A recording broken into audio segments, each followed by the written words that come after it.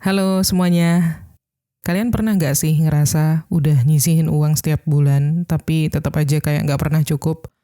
Karena begitu ada kebutuhan mendadak, tabungan langsung ludes. Atau kumpulin modal gede buat beli aset, biar bisa jadi investasi atau untuk bangun usaha. Tapi tiba-tiba kalian butuh uang, jadi harus jual aset itu atau tutup usaha dulu. Atau bahkan malah kalian belum sempat nabung, udah keburu habis buat hal-hal yang ternyata ya bukan prioritas. Nah, bisa jadi itu masalahnya bukan kaliannya yang nggak bisa nabung. Tapi kalian belum tahu urutan menabung yang benar itu kayak gimana. Yes, nabung itu ternyata ada urutannya guys. Nggak semua tabungan itu setara. Ada yang harus diprioritaskan duluan, ada juga yang bisa nanti-nanti. Karena beda tujuan, beda juga dampaknya kalau kita abaikan. Jadi di episode kali ini, kita akan bahas tentang tabungan mana sih yang paling penting, kenapa harus urut, dan gimana kalau kita merasa nggak punya cukup uang untuk semua itu. Oke, kita bahas dulu dari tabungan yang pertama ya. Yang harus diprioritaskan adalah dana darurat. Ini kelihatannya kayak simple, tapi sering banget diremehkan atau disepelekan gitu. Gini, sebelum kalian mikirin tentang investasi, atau cuan, atau saham, atau beli properti, segala bentuk aset investasi apapun, ini adalah satu tabungan yang wajib banget kalian punya duluan. Karena ini tuh ibarat sedia payung sebelum hujan, bukan untuk gaya-gayaan, bukan untuk gaya hidup maksudnya, tapi untuk bertahan. Untuk menyelamatkan diri kalian kalau hidup kalian tiba-tiba memberikan kejutan yang gak enak gitu. Kenapa dana darurat harus jadi prioritas pertama? Karena hidup itu nggak selalu berjalan mulus tanpa ada masalah ya. Kalian bisa aja kehilangan pekerjaan, sakit, handphone rusak pas lagi butuh, motor mogok pas tanggal tua. Dan semua itu real, bisa terjadi ke siapa aja, kapanpun. Bayangin kalau kalian nggak punya cadangan uang sama sekali, terus ada kejadian kayak gitu. Pilihannya kan mungkin antara minjem ke teman atau keluarga, kalau ada yang bisa bantu, atau pakai paylater, atau gesek kartu kredit yang ada bunganya, atau jual aset barang-barang berharga kalau ada, atau ya tahan-tahan hidup aja, stres sendiri gitu kan. Makanya dana darurat itu bukan soal kalian bakal pakai atau enggak, tapi kalian siap atau enggak kalau sesuatu terjadi. Nah, tapi apa sih bedanya dana darurat sama tabungan biasa gitu ya? Jadi kalau tabungan biasa itu umumnya punya tujuan yang jelas. Untuk liburan, untuk beli handphone, atau untuk modal bisnis. Sedangkan dana darurat itu nggak boleh dipakai kecuali kepepet banget. Terus juga nggak punya tanggal kadaluarsa. Dan nggak ada tujuan lain selain menjaga supaya kalian tetap bisa hidup normal kalau sesuatu yang nggak diinginkan terjadi. Intinya, kalau tabungan biasa, tabungan yang lain itu untuk supaya hidup kalian lebih enak, dana darurat itu buat hidup tetap aman. Terus berapa sih jumlah idealnya? Kalau kalian masih single dan tinggal sendiri, minimal punya dana darurat itu setara 3 bulan pengeluaran. Dan kalau kalian sudah menikah atau punya tanggungan selain diri sendiri, kayak anak atau orang tua gitu ya, naik jadi minimal 6 bulan pengeluaran. Bahkan lebih bagus lagi kalau bisa 9-12 bulan ya. Contoh, kalian masih single, butuh 3 juta per bulan untuk biaya hidup. Itu artinya idealnya dana darurat kalian itu minimal 9 juta untuk 3 bulan. Atau 18 juta kalau ada tanggungan. Minimal ya. Dan tenang, kalian gak harus menyiapkan semuanya dalam satu malam, tapi mulailah sedikit demi sedikit. Yang penting konsisten. Disimpannya di mana? Yang paling ideal. Kalau yang paling baik itu, kalian bisa simpan di rekening tabungan yang terpisah dari rekening utama yang kalian gunakan sehari-hari. Atau juga di e-wallet khusus ya, yang khusus untuk tabungan dana darurat. Tapi kurang baik kalau kalian taruh di tempat yang agak susah atau agak makan waktu lama kalau misalkan mau dicairkan. Atau bisa jadi harganya turun pas mau dijual, kayak di reksadana, atau di emas, atau di properti, apalagi di tangan orang lain ya. Dan yang harus dihindari itu jangan sampai kalian campur sama uang harian sekali lagi. Karena ujung-ujungnya bakal bisa kepake juga. Dan akhirnya dana darurat kalian hilang sebelum kekumpul semuanya. Terus kalau nggak punya dana darurat, apa sih risikonya gitu kan? Oke, coba kalian bayangin. Kalian bisa kerja keras setiap hari, bisa nabung, bahkan bisa investasi. Tapi kalau satu kejadian buruk membuat kalian harus menarik semua dana, bahkan harus jual investasi, jual aset, jual barang berharga di rumah untuk bertahan hidup, ya balik lagi ke nol kan? Jadi kalau kalian nggak punya dana darurat itu artinya kalian ibarat nyetir mobil kenceng-kenceng tapi nggak pasang sabuk pengaman. Atau kalian naik motor nggak pakai helm karena belum pernah jatuh kok aman lah gitu. Atau kayak kalian tuh hidup dengan ilusi bahwa segalanya tuh bakal selalu baik-baik aja. Jadi coba deh tanya ke diri kalian sendiri. Kalau besok tiba-tiba aku nggak punya pemasukan selama 2-3 bulan, aku masih bisa bayar kebutuhan rumah tangga nggak ya? Masih ada uang buat makan nggak? Bayar uang sekolah anak? Atau ngasih duit ke orang tua? Kalau jawabannya kalian nggak yakin atau bahkan nggak ada, itu udah sinyal paling jujur bahwa kalian butuh mulai menyiapkan dana darurat dari sekarang.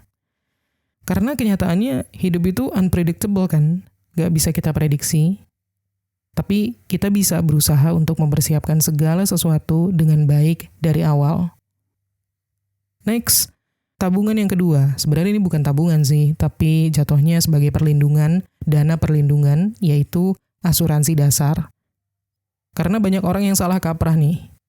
Dikiranya asuransi itu sama dengan tabungan, atau bahkan asuransi itu kayak buang-buang duit. Padahal kalau kita ngerti fungsinya, asuransi itu sebenarnya alat perlindungan finansial yang membuat hidup kita jadi jauh lebih aman. Dan memang ini adalah langkah kedua yang ideal ya, sebelum kalian mikirin soal tabungan jangka panjang atau bahkan investasi. Kenapa asuransi dasar ini harus jadi prioritas kedua setelah dana darurat dan sebelum tabungan-tabungan lainnya? Karena lagi-lagi, risiko dalam hidup itu kita nggak bisa prediksi. Kalian bisa aja sehat hari ini, tapi besok harus masuk rumah sakit. Amit-amit sih. Kalian bisa aja lancar kerjanya hari ini, nggak ada masalah, tapi lusa mungkin harus istirahat total. Dan biaya rumah sakit itu kan nggak main-main. Di Indonesia, biaya rawat inap 3-7 hari aja bisa jutaan, bahkan puluhan juta, tergantung kondisinya. Jadi asuransi itu kayak perisai pelindung finansial kalian gitu. Kalau dana darurat tadi, itu untuk keperluan darurat jangka pendek, kayak kehilangan kerja untuk sementara waktu, atau motor mogok, atau kalian lagi sakit kepala, butuh beli obat yang nggak harus ke rumah sakit. Sementara kalau asuransi, itu untuk ngelindungin kalian dari kejadian yang bisa langsung menguras tabungan kalian dalam 1 hari, 1 malam. Jadi dana darurat itu adalah uang kalian sendiri yang disimpan untuk keperluan mendadak yang masih bisa ditanggung sendiri. Sedangkan kalau asuransi di sisi lain, itu adalah bentuk kolaborasi risiko. Jadi kalian bayar premi atau iuran, dan ketika ada kejadian besar yang menimpa kalian, kayak sakit berat, atau kecelakaan, atau meninggal dunia, asuransi yang bakal cover, bukan kalian menguras rekening sendiri, atau sampai ngutang gitu. Kalau kalian cuma mau ngandelin dana darurat aja untuk semua hal, ya itu ibarat kalian cuma bawa payung kecil pas lagi mau masuk badai. Masih tembus juga gitu. Nah, terus apa aja sih yang termasuk asuransi dasar? Pertama, BPJS ya, BPJS Kesehatan.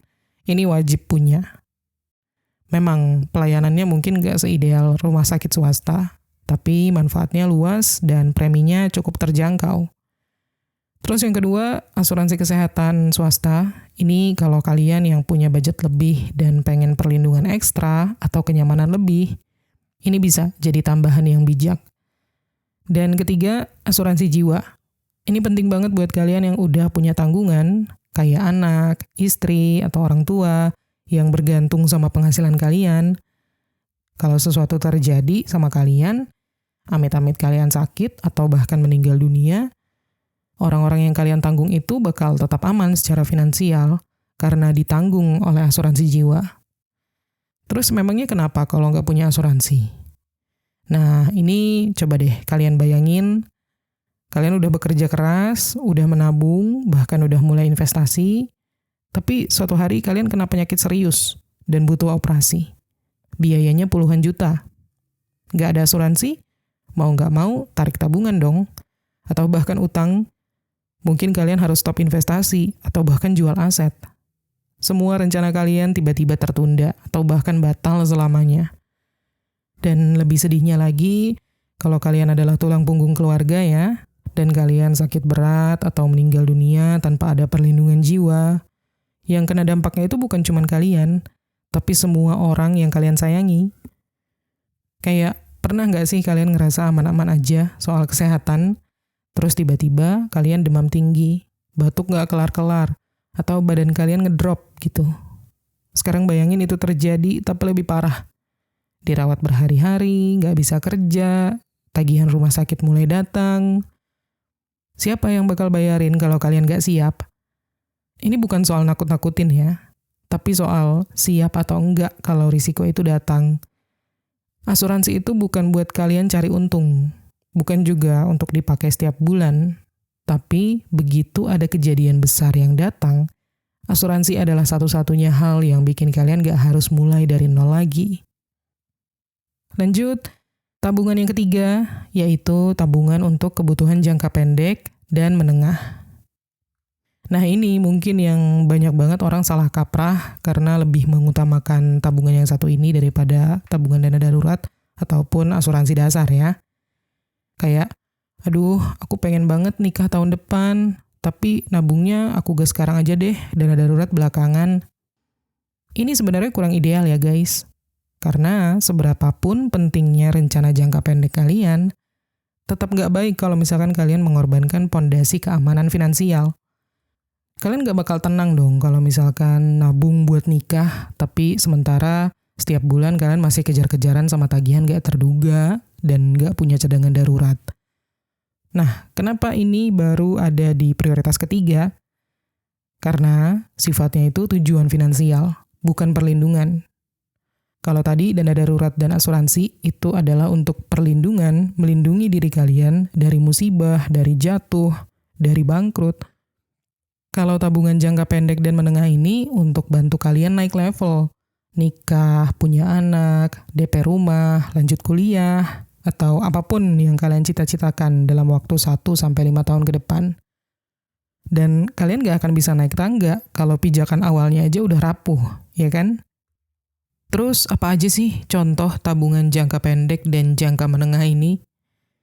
Misalnya kayak dana untuk menikah, karena ya nikah itu nggak murah kan. Terus juga dana untuk punya anak atau melahirkan, yang butuh banyak persiapan medis dan perlengkapan ya. Atau kayak DP rumah ataupun mobil, ini tujuan besar yang butuh persiapan panjang. Terus juga kayak dana pendidikan anak, kalau yang sudah berkeluarga.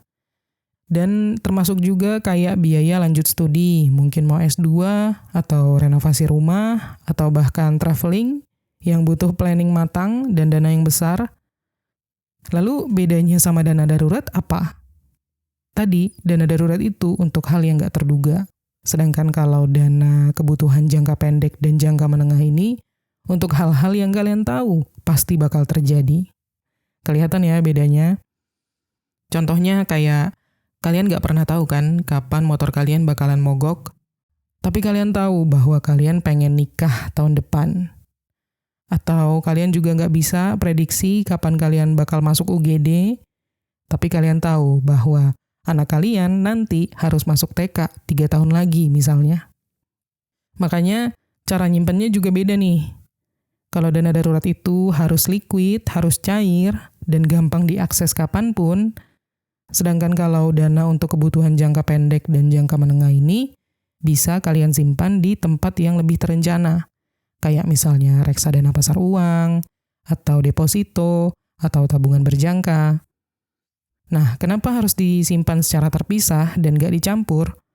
Karena kalau dana darurat dan tabungan yang ada tujuannya ini kalian campur, bisa-bisa nanti kalian tarik dana darurat untuk bayar catering pernikahan. Terus pas kalian tiba-tiba butuh benerin mobil, kosong dana daruratnya. Atau sebaliknya, dana buat nikah kepake untuk nutupin hal darurat yang seharusnya udah bisa ditanggulangi kalau kalian udah punya dana darurat sebelumnya. Jadi kelihatan ya, dua-duanya ini penting, tapi tetap ada urutannya. Nah, kalau misalkan kalian lagi ada tujuan dalam 1-5 tahun ke depan, apapun tujuan itu, coba kalian tulis. Tulis aja semuanya. Kayak misalkan, aku pengen nikah tahun 2026, butuh dana 80 juta. Aku juga pengen ngumpulin DP rumah 3 tahun lagi, targetnya 100 juta, misalnya gitu. Setelah itu, kalian bagi. Berapa per bulan yang harus ditabung untuk mencapai target itu? Lalu, apakah memungkinkan dari gaji kalian sekarang? Perlu nggak kalian cari tambahan pemasukan? Dengan mengetahui kebutuhan dan timeline-nya, kalian nggak cuma sekedar nabung, tapi menabung dengan arah. Dan yang paling penting, jangan sampai kalian terlalu fokus mengejar impian sampai lupa bangun pondasinya dulu. Karena yang bikin mimpi jalan terus itu bukan semangat doang ya, tapi juga kestabilan finansial di belakangnya. Dan prioritas yang keempat, yaitu tabungan dana pensiun. Ini yang sering banget di-skip sama anak-anak muda ya. Alasannya klasik kayak, yaelah pensiun masih lama banget, gue sekarang aja belum mapan. Padahal justru karena masih muda dan belum mapan, kita harus mulai berpikir dari sekarang. Karena dana pensiun itu bukan kayak utang yang bisa dicicil nanti-nanti, dia butuh waktu. Dan semakin lama kita tunda, semakin berat usaha kita nanti. Terus kenapa ini jadi prioritas keempat gitu ya, bukan yang pertama? Karena kita realistis aja dulu. Kita nggak bisa mikirin terlalu banyak atau terlalu dalam tentang masa tua kalau dari sekarang aja masih kelimpungan gitu.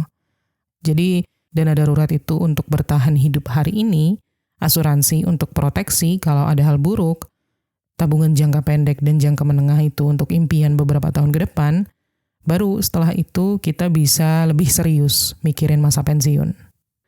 Tapi bukan berarti ditunda terus. Kita cuma perlu tahu kalau ini loh prioritas setelah kebutuhan dasar terpenuhi. Kayak kalian tetap harus nyicil dari sekarang karena waktu adalah senjata utama untuk menyiapkan dana pensiun ini. Emang apa sih fungsinya dana pensiun? Kenapa harus ada gitu ya? Simple, supaya kalian gak kerja seumur hidup. Atau lebih tepatnya, supaya kalian punya pilihan untuk nggak lagi bekerja nanti. Karena kebutuhan kalian udah bisa dibiayai sama hasil tabungan dan investasi jangka panjang. Pensiun itu bukan cuma soal usia 55 tahun ke atas, tapi soal kapan kalian mau punya kebebasan. Entah kalian pengen istirahat dan benar-benar stop kerja, mau pindah ke desa dan berkebun, atau justru buka usaha kecil-kecilan gitu. Semua itu cuma bisa terjadi kalau finansial kalian udah siap, yaitu dengan dana pensiun tadi. Terus kalau nggak nyiapin dari sekarang, risikonya apa?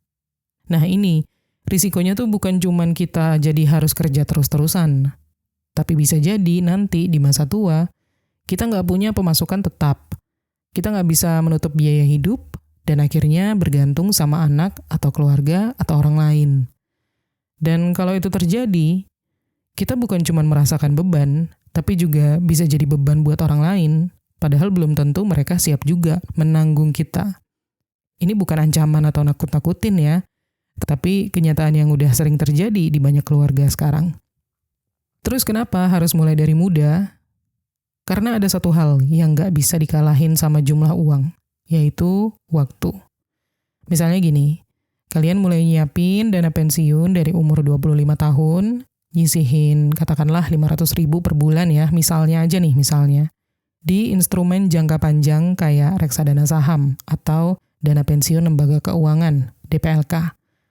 Dengan bunga majemuk alias efek compounding, ini yang mengandung riba, ataupun bisa juga yang non-riba sistemnya, yaitu bagi hasil ya. 30 tahun kemudian, tabungan pensiun kalian itu bisa jadi miliaran. Tapi kalau kalian baru mulai di usia 40, terlambat 15 tahun, dengan jumlah yang sama, 500.000 per bulan, hasilnya jauh lebih kecil. Dan kalau kalian kejar di usia 50, wah jelas berat banget, karena waktu udah terlalu mepet, ya. Lalu dana pensiun ini di mana nyimpennya? Nah, yang paling umum adalah di BPJS Ketenagakerjaan. Ini biasanya jaminan hari tua atau JHT ya. Ini basic banget, biasanya wajib buat karyawan di perusahaan-perusahaan, atau bisa juga di dana pensiun lembaga keuangan, DPLK. Kalian bisa setor sendiri secara rutin, atau bisa juga reksadana saham jangka panjang untuk kalian yang pengen dapetin hasil lebih optimal. Ataupun kombinasi dari berbagai instrumen tadi. Intinya, cari tempat yang aman, jangka panjang, dan sesuai dengan profil risiko kalian. Jangan tabung dana pensiun kalian di tabungan biasa, karena kena inflasi dan nggak bakal berkembang. Tapi buat kalian yang masih bingung atau nggak yakin gitu ya soal pentingnya dana pensiun, coba kayak gini deh. Pernah nggak sih kalian mikir kayak gini? Aku pengen nikmatin hidup dulu deh sekarang, mumpung masih muda, mikirin soal hari tua nanti-nanti aja. Tapi coba bayangin diri kalian sendiri, udah di usia 60, duduk di rumah, penghasilan nggak ada, badan udah nggak sekuat dulu, dan pilihan kalian jadi terbatas. Kalian bakal bersyukur dan berterima kasih banget kalau diri kalian yang sekarang mau menyisihkan sedikit demi sedikit dari sekarang. Dana pensiun itu bentuk cinta ke diri kalian sendiri di masa depan. Karena hidup yang bisa terasa nyaman nanti gak akan datang cuma dari doa aja, tapi dari keputusan-keputusan kecil, usaha-usaha kecil yang kita ambil hari ini. Mulai kecil-kecil gak apa-apa, tapi jangan menunda-nunda. Terus gimana kalau penghasilan sekarang gak cukup untuk menabung semuanya tadi? Nah, ini realita yang banyak terjadi ya. Banyak dari kita yang gajinya pas-pasan banget, kebutuhan hidup aja udah mepet gitu ya. Rasanya nggak mungkin mau nyisihin dari mana lagi buat 4 jenis dana sekaligus. Tapi tenang, bukan berarti kalian nggak bisa mulai sama sekali. Yang perlu diubah itu bukan cuma nominalnya, tapi juga strategi dan urutan prioritasnya. Oke, tips yang pertama, fokus satu persatu, bukan semua sekaligus. Kalau penghasilan kalian terbatas, jangan maksain nyicil semua pos bareng-bareng. Itu bikin stres dan malah jadi nggak konsisten. Lebih baik, coba ambil pendekatan yang bertahap. Kayak misalnya, bulan ini sampai 3 bulan ke depan, kalian fokus bangun dana darurat dulu. Minimal 1 bulan pengeluaran dulu deh. Coba, bukan langsung 6 bulan gitu. Lalu, setelah agak longgar, aktifkan BPJS Kesehatan kalian. Baru setelah itu, mulai cicil pelan-pelan, misalnya dana menikah, DP motor, atau mulai dana pensiun kecil-kecilan. Ibaratnya tuh, kalian gak harus punya rumah 3 lantai sekarang juga, yang penting pondasinya kuat dulu. Lalu tips yang kedua, manfaatkan yang gratis atau yang disubsidi pemerintah. Kalau memang belum mampu asuransi swasta, BPJS Kesehatan itu udah cukup untuk awal. Jangan tunggu sakit dulu baru daftar atau baru aktifin. Karena masa tunggu dan klaim itu kan bisa jadi ribet ya kalau nggak aktif sejak awal. Lalu kalau kalian karyawan, manfaatkan juga BPJS Ketenagakerjaan. Ini bagian dari dana pensiun dan proteksi juga. Terus kadang ada juga kantor yang punya asuransi tambahan ya. Manfaatin itu, jangan sia-siakan. Dan buat kalian yang freelance, pekerja lepas atau paruh waktu, nggak dapat asuransi dari manapun gitu ya, kalian masih bisa daftar BPJS secara mandiri. Lalu tips yang ketiga, pangkas harapan, bukan harapan hidup. Kadang yang bikin berat itu bukan kondisi keuangan kita, tapi standar hidup kita yang terlalu tinggi untuk tahap penghasilan sekarang. Contohnya kayak pengen nikah tahun depan, padahal dana darurat aja belum ada, atau ngoyo beli motor baru tapi belum punya asuransi ataupun tabungan. Jadi coba ubah mindset kalian kayak, kalau sekarang belum bisa, bukan berarti nggak bisa selamanya. Yang penting itu kalian tahu apa yang wajib, apa yang bisa ditunda, dan apa yang harus dikorbankan untuk sementara.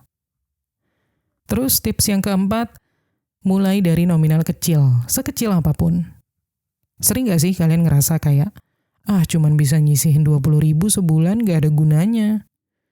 Padahal itu udah usaha kalian untuk membangun kebiasaan, dan kebiasaan itu lebih penting dari jumlah awal. Contoh, 10.000 per hari, Itu kan bisa jadi 300.000 per bulan. 300.000 itu bisa banget buat jadi dana darurat. Mungkin buat seminggu, 2 minggu kalau kalian hidupnya udah sangat sederhana. Jadi yang penting itu adalah konsisten dan rutin. Karena uang kecil yang disimpan secara rutin jauh lebih berguna daripada nunggu uang yang banyak tapi nggak datang-datang uang itu. Dan tips yang kelima, naikkan penghasilan secara perlahan. Nah, kalau kalian udah ngerasa di tahap, penghasilanku kayaknya benar-benar nggak cukup deh buat nyisihin. Ini berarti udah saatnya kalian mulai eksplorasi income tambahan meskipun kecil. Terserah dari manapun, bisa dari freelance, skill kalian, mungkin desain, nulis, edit video, atau apapun. Terus juga bisa dari jualan barang, jualan kecil-kecilan online gitu ya. Gak usah langsung yang gede. Yang penting uang ekstra itu gak dipakai buat gaya hidup dulu. Jadi langsung alihkan untuk nutup pos keuangan yang belum kepegang. Terutama dana darurat dan asuransi ya. Jadi ingat, nabung itu bukan soal nominal, tapi soal urutan dan konsistensi. Gak harus langsung punya semuanya, harus dalam waktu cepat. Tapi kalian harus mulai dari apa yang paling melindungi hidup kalian. Karena kalau urutannya salah, tabungan yang udah susah payah kalian kumpulin bisa hancur kapan aja. Oke ya, segitu aja untuk episode kali ini. Semoga bermanfaat dan terima kasih udah nonton. Kita ketemu lagi di Menuju Kekayaan episode berikutnya.